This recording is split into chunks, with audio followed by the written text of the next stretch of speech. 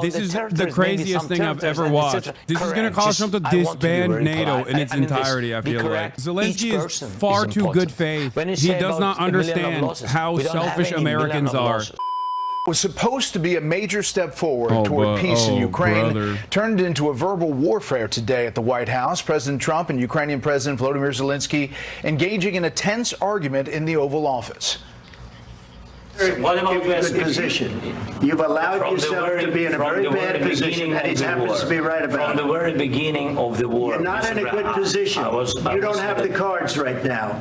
With us, you start having cards. Right now, you don't have. You're playing cards. You're playing cards. You're gambling with the lives of millions of people. The American leader canceled the scheduled signing of a rare earth mineral deal and essentially kicked his guest out of the building, saying he can, quote, come back when he is ready for peace. We will speak with President Zelensky in just a moment right here on set. But first, to set the table and give context to today's Oval Office meeting, senior White House correspondent Jackie Heinrich joins us live from the North Lawn. Good evening, Jackie.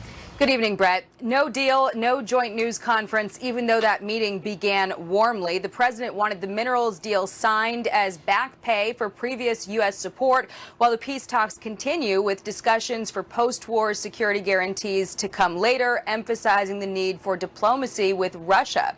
Zelensky warned not to trust Putin, again demanding security, and the world watched as it unraveled. Not even a handshake. Ukrainian President Zelensky's delegation piling into an SUV outside the West Wing after President Trump told him to leave the White House grounds. White House officials say the Ukrainians begged to reset as Secretary of State Marco Rubio and National Security Advisor Mike Waltz delivered the news. The president posting online, Zelensky disrespected the United States of America in its cherished Oval Office. He can come back when he is ready for peace. Your people are very brave, but you're either going to make a deal or we're out. And if we're out, you'll fight it out. I don't think it's going to be pretty. The talks went off the rails. The Ukrainian ambassador visibly distressed, head in hand, as Zelensky again voiced the need for security guarantees, which were not part of the minerals deal. The U.S. viewing its stake in Ukraine's development as a guarantee of its own. I met with Zelensky this morning. I urged him to stay on. Libs are so funny, dude. He's like, polling USA, calling Ukraine a proxy is insane, dude. Brother, I said, brother, this war absolutely started by Russia and they're entirely responsible for the bloodshed. But if you think Ukraine has any say in this equation, I don't think you've been watching what's going on for the past month. Why would Zelensky show up to even sign Trump's deal? Like, that is, it's so crazy to me that liberals are still operating on this, like, no, this is actually Ukrainian sovereignty. Ukraine is making sovereign decisions here. Like, how? What is this? Why would Zelensky show up if there was any autonomy in this process? Zelensky's ask for security assurances is absolutely reasonable. Yes, this is about democracy. What are people saying? I just don't understand what they're watching and what's unfolding in front of their eyes doesn't make sense to the way that they have they've designed this world. Answer to Vice President Vance's demand was not enough to reset today. The president, now headed to Mar-a-Lago, said Zelensky won't accept an immediate ceasefire. Meantime, Ukrainian lawmakers are alarmed that Putin is laughing, and Russia did try to watch this closely today. A Russian state media reporter snuck into the Oval Office before getting kicked out. Brett. Jackie Heinrich, live on the North Lawn. Jackie, thank you. We are pleased to welcome back to Special Report Ukrainian President Volodymyr Zelensky. Mr. President, thank you for the time today, especially on this day, to continue to do this interview.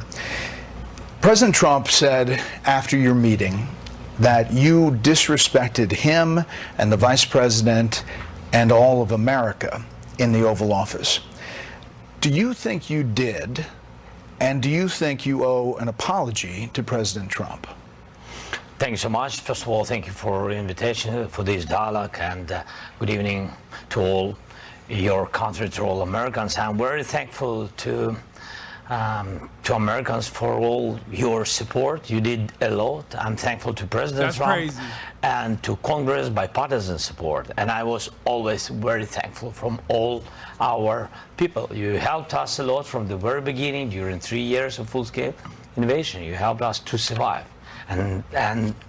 Anyway, we are strategic partners. And even in such tough dialogue, and I think we have to be very honest and we have to be very direct to understand each other, because it's very, for us, very necessary to President Trump, and I'm with all respect that he wants to finish this war, but nobody wants to finish more than we.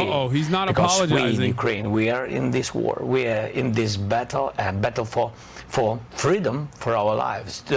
So I'm just telling that I think that we have to be on the same side, and I hope that the president on our side together with us, and that is very important to stop Putin. And I heard from President Trump a lot of times that why shouldn't he? He will stop the war, and I hope he will, and we need to pressure him with Europe, with all the partners. Unless he called Xi Jinping after the a little bit earlier to understand Trump.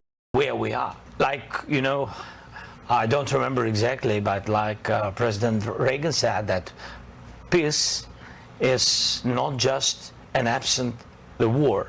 Yes, we're speaking about just and lasting peace, about freedom, about justice, about human rights. And that's why I said that I think so, that ceasefire, and you know Putin, he broken 25 times ceasefire during all these years, 10 years. So I'm not hearing from you, Mr. President, oh my God, Brett Baer's dressing him down. No, I respect President, and I respect American people, and if, I don't know, if, I think that we have to be very open and very honest, and I'm not sure that we did something bad. I think maybe sometimes some things we have to discuss out of media, with all respect to democracy and to a free media. But there are things that where we have to understand the position of Ukraine and Ukrainians, and I think that is the most important thing. Yes, we are partners. You know, we are very close partners. We have to be fair. We have to be very free.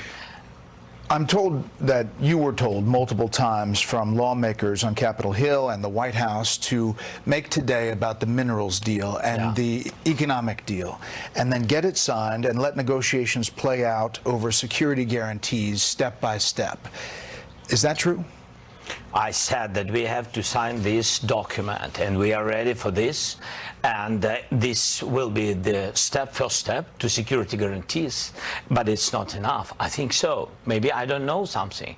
I don't know some details. That's why I wanted to share it with the president. He's not apologizing. My thoughts, and to hear him. Oh my again, God! Because he has a plan how to stop Putin, and I maybe, apologize, as I said, maybe it's out of big conversations, but we have to share it. You know. This is so sensitive, you know, just a ceasefire without security. What does he know that I don't know? This is what I don't understand.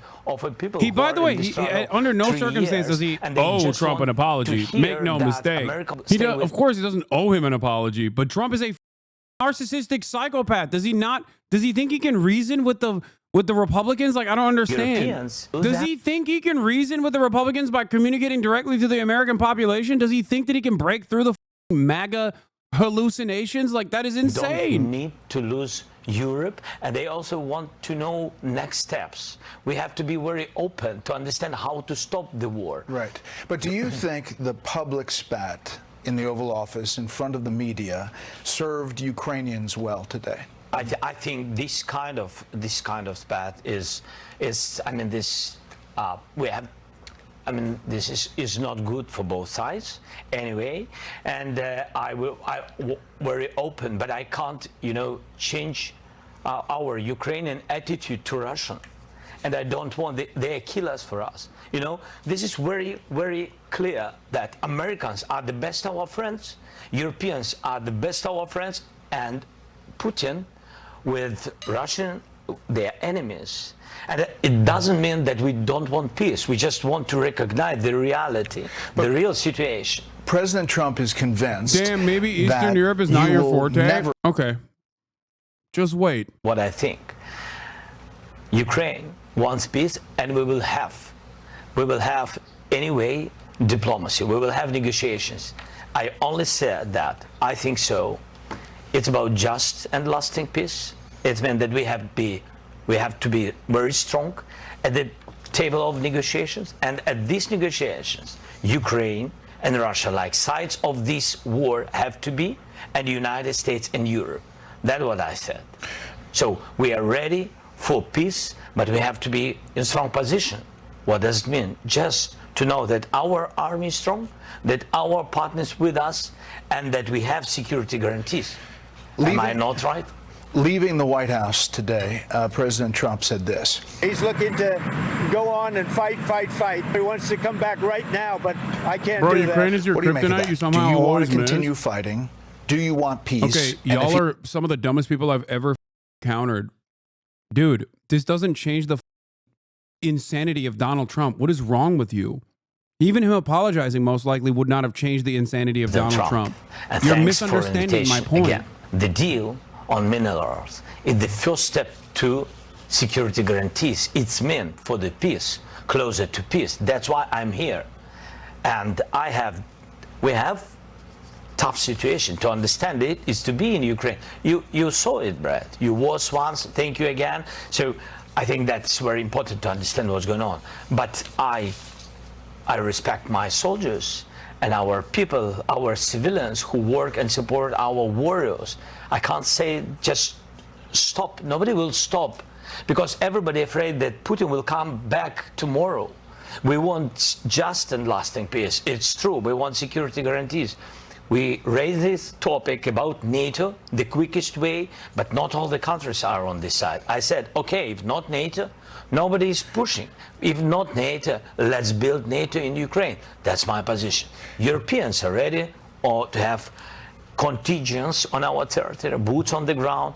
United States thinks maybe to help, maybe USA backstop, have to be just to guarantee that they are with Europeans. Look at Europe, it's strong, it became stronger, but they also want to have allies like the United States. That's what I said. I just want to understand what the peace. It's not my question, Brad. That is the question from all our people. You mentioned when I traveled to the front lines with you last year to see the situation, to mark the anniversary of the war, and this is what you told me back then. Will Ukrainians survive without Congress support? Of course, but not all of us. It will be tragedy for all of us, not only for Ukraine, not only for Ukrainians, for all Europe. Yeah. So the question today is, can Ukraine win this war or hold off Russia without continued U.S. support? It will be difficult for us. That's why I'm here. That's why we speak about the future negotiations. It will be difficult without your support, but we can't lose our values, our people. We can't lose our freedom. So a lot of people, Russians came to our territory, you know it. Russians came to our houses, and everybody saw it, video, images, a lot of things. They killed so many people. Just to forget it, just to say that Putin is a great guy? No, without us. We don't want it. That's why we speak about, everybody remembered how it was the first days of the war, how they came. Nobody wants in Ukraine, yes, of course, nobody will forget it, but nobody wants to have, again, new wave of occupation. That's why when we say, no NATO, what security guarantees can we have? I'm not pushing, we are not pressuring, we're just asking, we're just sharing very clear messages to our friends, to Americans. Right.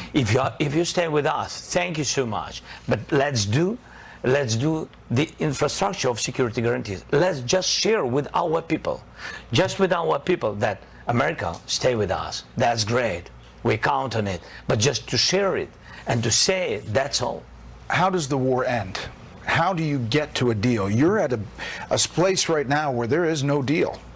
How do you get it back on track? I think that Europe is ready for contingents and to help us with financing of big army, such big as we have now. This is our army is the part of security guarantees. Now we want to find the place for our biggest strategic partner, for the United States, or United States will propose where and how United States will give us security guarantees, what kind of and what part of volume of security guarantees. And when we will be ready with this, we will come to diplomacy. In Trump world, to diplomacy. Yes, with Russians, Europeans, United States, and we. Four of us. I think this is real way, because with weapon is too long. It's not enough. We don't have enough weapon to push them out, and we don't see now. For now, we don't see really big volume of new support from the United States. But with all respect, again, so for today, we'll be ready with security guarantee. Really, when I say NATO, it's not about that we are focusing on this war. Man, that stance absolutely sucks balls. Honestly, losing respect for you. Wait, what? Security guarantees. Today, you think Zelensky actually disrespected Donald Trump? What are you, Senator insane? Lindsey Graham, Republican from South Carolina, he has came been to grovel and opponent beg. of you. This, on the other hand, will be seen as further evidence of the disrespect by the MAGA crowd. I think Zelensky thinks Americans broadly will listen to reason. Not on me. We already heard this before. Shut up. Do business with Zelensky again. He either needs to resign and send somebody over that we can do business with, or he needs to change. I feel like this is going to cause Trump to dig his heels in. Resigning. Is that on the table? I don't know if he will be happy after my words. This decision can do only people of Ukraine. Oh, Brace. Oh, shit. You're not going Brace to step texted me. down Hold to on. do a peace deal. No, I was always ready. I'm not sure that is a good idea for this such proposals. But anyway, I always said if United States will support NATO, so I think that it's enough for Ukraine. So I think I did all I had to do. And if somebody is not happy with me, okay. But between us. Yes, Americans vote for American president. Each European country vote for their president, and only Ukraine. With all respect to Lindsey, if I can say Lindsey, we know each other. Yes, and only Ukrainians. Democrats have had their president. Democrats have had the opposite reaction to the Oval Office meeting. Democratic Senator Chris Murphy from Connecticut posted this: "What just happened in the Oval Office was a planned ambush designed to help a brutal Russian dictator and hurt America's security. Trump has become Putin's lapdog, and America's global power is hemorrhaging as America sides with dictators over democracy. What an embarrassment." Do you think the confrontation in the Oval Office today was pre-planned, like Senator Murphy suggests? I don't know. You don't know? You think maybe? I don't know. No. I don't. I don't know about it. I think no. I think it was just a really tough situation because we've been very open, very direct. What set you off? What made you mad? Because they said your tenor and tone.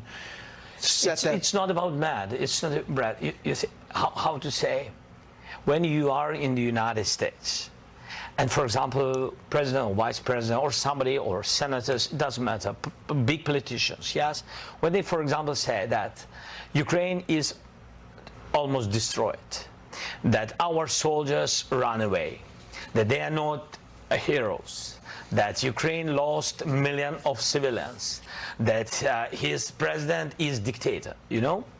What is the reaction? It's not about me. The reaction is that where is our friendship between Ukraine and the United States? That's it. This is feeling.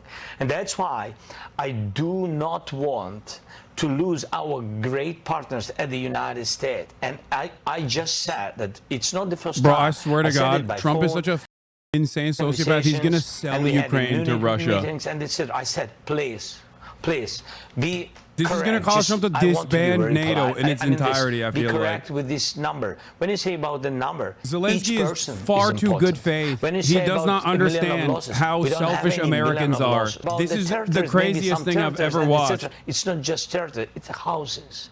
It's people's lives. You know, their fathers, mother, their relatives, grandfather, they died or during this war. Nobody wants to forgive Putin. It's not funny, you know, or fairy tale. This is real life. That's what I said. And when you said it, a lot of times to my big friends who've been here today in our dialogue, and then they again begin to repeat the same things, I think it's not. That's why I said it's not good way between partners, good partners and friends. That's it.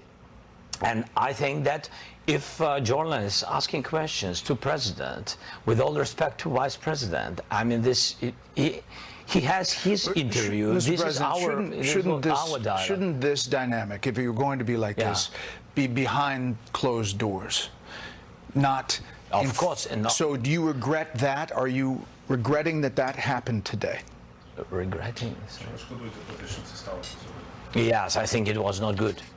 I think it was not good because we had a lot of different dialogues. I'm always open to Isn't it funny media, how they're basically saying exactly what I was saying? I just chatters, want to be dickhead chatters, and say you don't understand Eastern European politics. The situation correctly, and what did I say? Half an hour ago or 2 hours ago? That's about us. What? Not to lose our friendship. A couple more things. What? Yeah, are this kind the of back and next forth is steps supposed to happen in behind your closed mind? doors, not in broad we are daylight. today? These Yeah. conversations What are the are next supposed to happen. I think so. I think so. United States wanted this deal very much, and we've been not against this deal, but we wanted to understand what parts Trump is going to go crazy after this interview, by the way, and what next steps. Just again to understand for our people, during the war, what you don't like, even sometimes hate, surprises. It's understandable. Many terrible things this war brought to us. So we don't want any surprises. Yes, that's why we want to be very fair with our partners. And I think this deal, it was prepared by teams. It was not simple during weeks. And now it's ready. I think that they have to sign. The countries have to sign. The ministers have to sign. That's it. I don't know when they will do it. It depends on the American side. So exactly. the minerals deal did not have security guarantees listed in it. It's a part. The security guarantees? This is the part in the infrastructure of security guarantees. Because, for example, President Trump shared that I think so that if we will be there in some productions and etc. in minerals, that Putin will never come on this territory where we are. And I said to him, don't trust Putin. Why? I said, because it's not, I mean, we respect and we believe in strongness of the United States, but I said to him that we had more than 20 companies, American companies, big companies on the territory of Ukraine, and we had offices even on temporary occupied territories. For Putin, it doesn't matter.